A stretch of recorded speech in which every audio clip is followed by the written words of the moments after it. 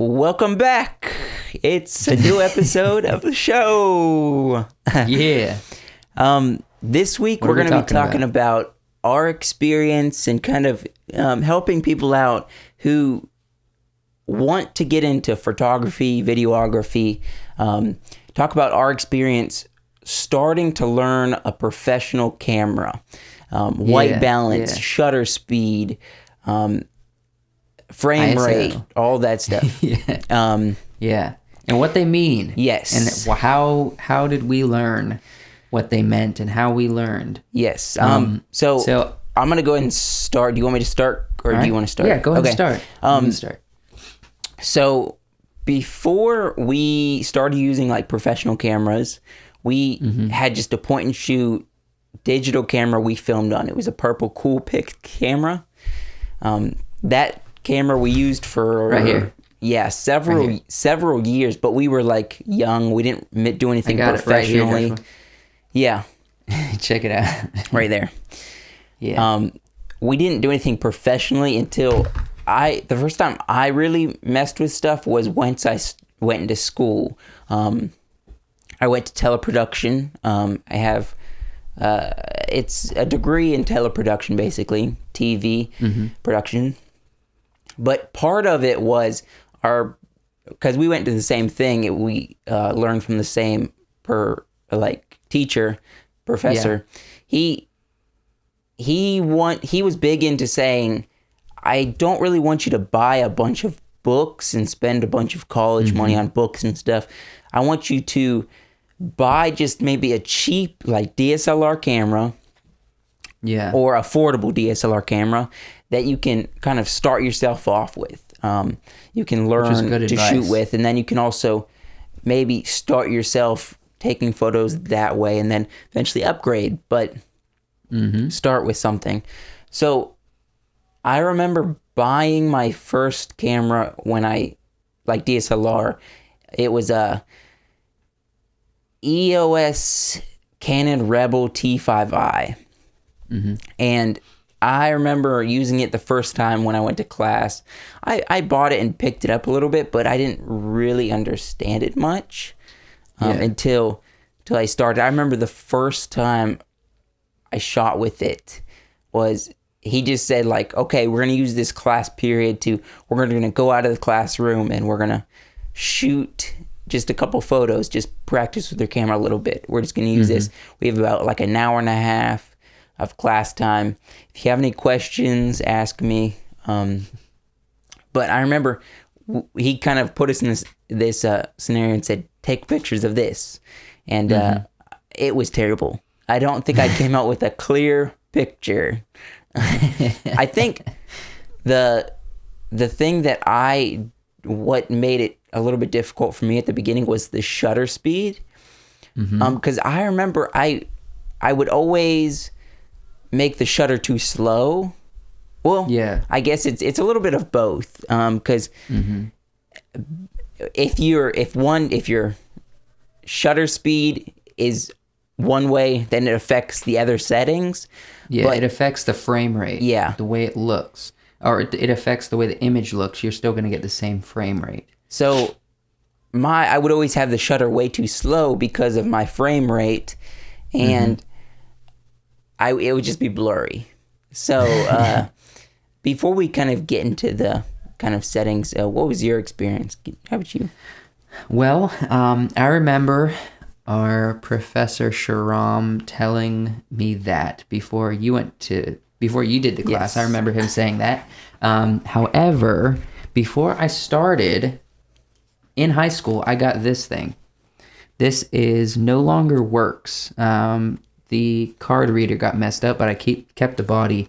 It is a Canon EOS 7D. This is the first version that they made. And I've used this for a long time until recently when it stopped working. But I had that before I started class. I came into it thinking I need to learn how to use this camera on the manual settings. Yeah. My older sister Clarissa, she did some manual settings like aperture and everything, but she did primarily photography. And she so, also uses Nikon, so Nikon. it's a little different than and Canon. So it's a little, and it operates differently. They teach you differently. Like for pictures, they say sometimes it's easier just to do auto white balance for photography because you don't have to worry about, it changing when you point at something different. And so I came into it knowing, it's a photography camera as well as video camera, but I'm going to be using it primarily for video. So I need to learn how to operate it manually. And I started doing some research, but I didn't really learn much about how things worked and what they were until I went to this media basics course at the tech school that we both went through. And yes, Shahram did have us put everything on manual, and we did, and we learned it. And I will say I did, before I started class, I did start messing around with manual settings, and I learned how to adjust lighting and exposure, but I didn't know how it affected the image. I just knew, okay, this makes it brighter, this makes it darker, and that was kind of the extent of what I knew. Does that make sense? Yeah. So let's go ahead and start, I guess, with the different settings, and we'll take turns explaining what they are, and help each other if we're leaving something out, so we're informing people correctly. But then also we can talk a little bit about what some of our hassles were. Yeah. Do you want to go ahead and tackle aperture, and then I'll take like shutter speed, and then we can do lighting, color balance after that, or white balance. Okay, so I'll start with aperture. So aperture is the eye, or it's kind of like a shade inside of the lens that you have. So it's like a little thing that will open and close, and sometimes if you look in the front of a lens, certain lenses, you can actually see it when you open it and close it. It looks like a little spinning wheel, and sometimes it gets really small or big. When it is really wide open, it means your aperture is open, and it also means you have it's pretty much on a scale of numbers. So you have like 1.5. That is a really open, one of the most open apertures there are in most lenses, or most lenses that are made for film that are fixed. Yeah. And then it goes down as it closes. The numbers get higher. It goes to like 1.8. It goes to 2, 2.8, 3, 4, 5, 6, all the way up to like 22. A lot of times. Yeah. And sometimes I think they go a little farther, but most of the time they stop around 22, I think. And as it's getting closed, the numbers go high. What it's doing, it's allowing light into the camera. So when it's really open, it's allowing a lot of light to shine through that lens. So that means you're getting a lot of exposure, but it also controls depth of field. So as you can see, like in my image, the background is a bit blurry and I'm more in focus. That's called depth of field. When it's really open, that means you're going to get more depth of field. It's just the way the lenses are built. Yeah. So you're going to have a brighter image, and you're going to have a stronger depth of field. If it's really closed, then there won't be much. So the background might not be blurry. The background might look like it's in focus, the same as me. Does that kind of make sense from how I explained it, Joshua? Yeah, it does. And so that brings into the shutter speed. What the shutter speed is, your camera, it opens and closes when you take a photo. The shutter speed is essentially as fast as how fast you're going to open and close. And these are a lot like with film cameras as much as digital cameras, like the old-timey picture cameras. That's going to affect, if your shutter speed is very slow, it'll open for a long period of time. That is good when you're trying to like take a still shot of something that's not moving at all. Yeah. And so if you have it open for a long time, it can take in as much like picture as it can, or as much like more light. Yeah, more light, and information. everything could be more clear. But if something's moving, it's very active. If you're taking action shots or things like that, you don't want to have your shutter speed very slow. You want it fast so that it doesn't look blurry. Because if it looks blurry, you're not going to be able to tell what it is. And also, if you don't have like a tripod or something steady to set it on, and you just holding the camera and you're shaking, it's going to pick up that too, depending on how fast that is. Yeah. But the shutter speed is opening and bringing in light. The aperture is bringing in light. So they both affect each other in different ways. One... Can I... Yeah, I'll let you explain it. But okay. Well, I wanted to say, go ahead and finish your thought. They both affect each other in that way. That's kind of how I was going to end it. But they both... There's a number of things in the camera that we talk about that all affects the brightness or darkness of your image. Yeah. And you have to know how they dance together in order to make your camera be operating the way it's intended to operate. So a lot of times, the thing you're going to be using primarily to control exposure for how bright or dark your image is going to be the aperture a lot of times, more than the other things that still affect.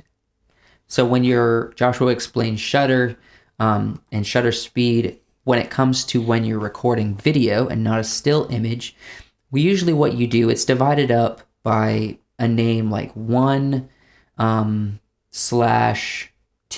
or whatever, or 1/250, I'm not entirely strong about why they name things certain ways, but I do know that it should be double what your frame rate is. So I'm sure you've heard of frame rate. Somebody shoots, film at Hollywood movies at 24 frames per second.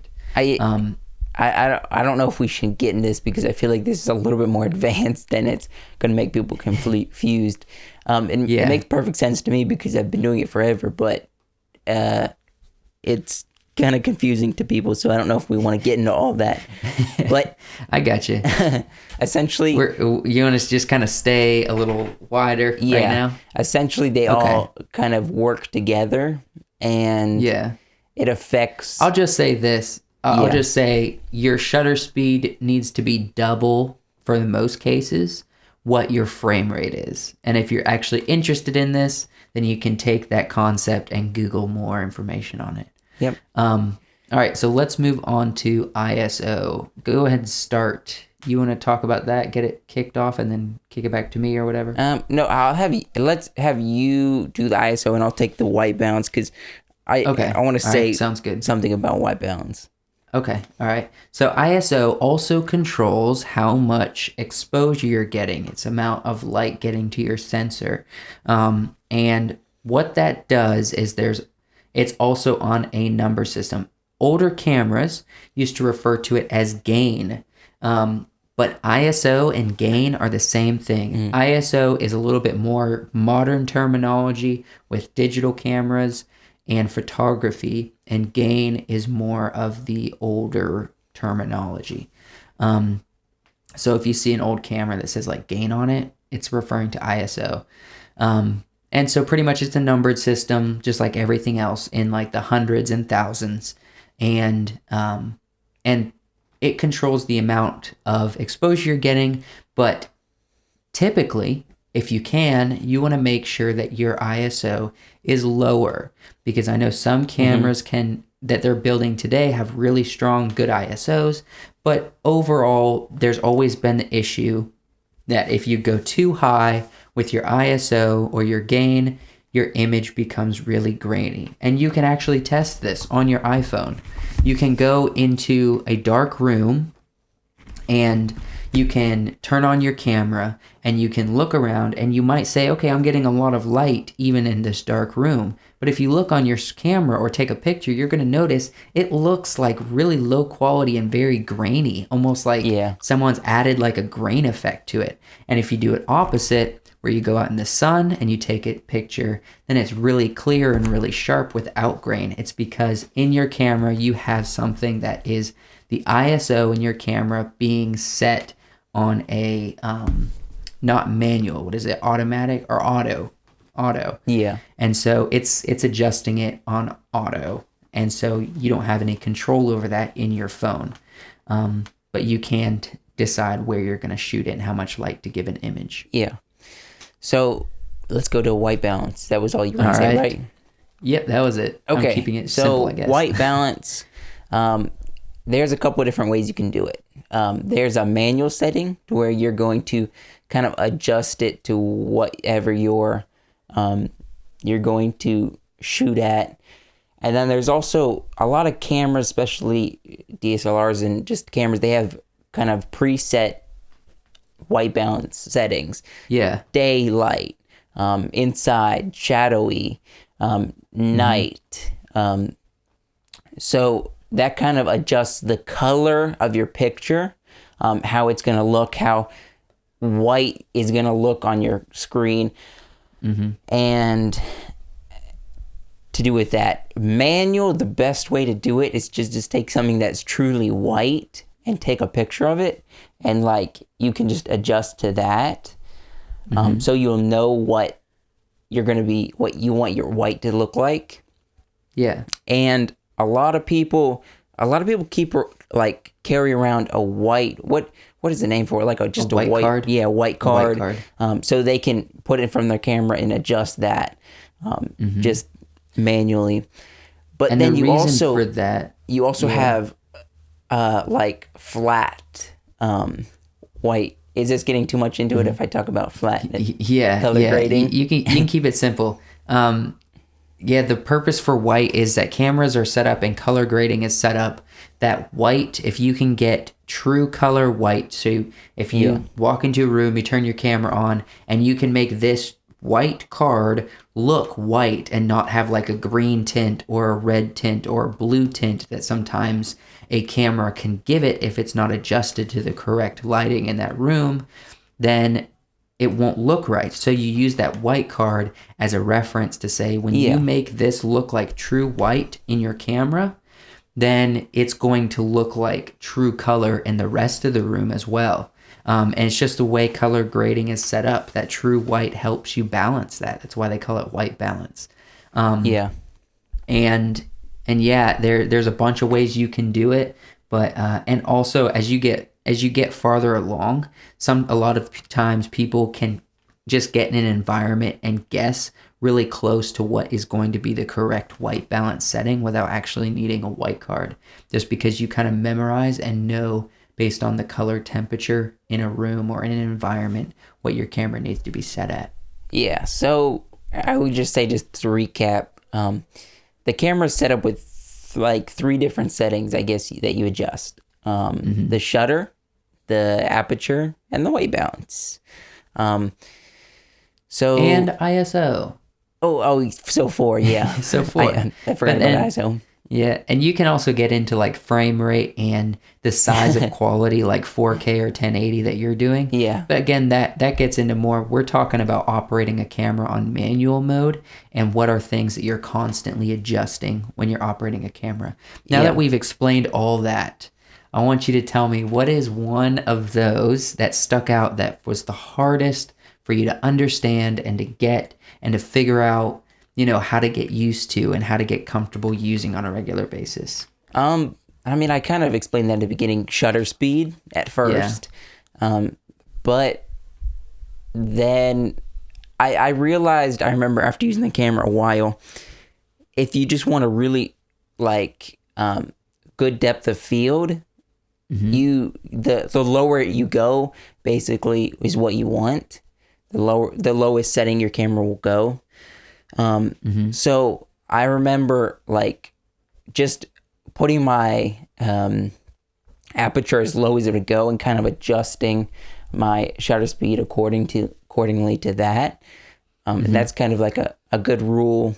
I'm talking about when you take photos, then have your ISO as low as it'll go, depending on how dark it is. So Yeah, shutter speed, ISO, and aperture, because all of those affect your image and all of those affect how much light you're bringing into your camera and how you're exposing for a shot. And they can all bleed into each other if you're not keeping a clear mind about how you're supposed to use them. That was hard for me because, like what you're saying with photography, you use shutter speed to control your image or to control how much light you have. With video, you're using your aperture, but also your ISO. But then you're also using lights, you know? If you have, sometimes you just say, I want this much depth of field, so I can't adjust my aperture anymore. I can't go any higher with my ISO because then I'll get grainy, and I don't want to mess with my shutter speed because it's supposed to be twice the frame rate. And they're all set. You can't adjust your camera anymore, but your image is still too dark. Well, that's when you need to bring lights into the picture and light your subject and make it look good. It's not all just about making it look good. Sometimes you just need more light. And you have to know how that all works together in a camera that's different from photography in order to get good images through your camera for video. But we've gone for a little while. How do you think this conversation went? I think it's pretty good. It was kind of hopefully basic and informative to stuff we've learned and get a little knowledge. I guess is kind of more a episode to be a little geeky because, you know, average people are going to watch this and they're going to be like, oh, this is boring. But yeah, maybe, but it's okay. It's what we like. Learn something. Yeah, learn something. I mean, we live in a world where cameras is everyday life. So learn what those little buttons and controls and terms mean when you're working with a camera. Yeah. You're going to touch a camera at some point, even if it's at Christmas. Yeah. So that's this week's episode. Give us a subscribe and go ahead and follow our social medias. And let us know if you hated let us know if you hated this video or not. Yeah. Leave it in the comments or if you liked it. All right. Yep. So yeah. Thanks.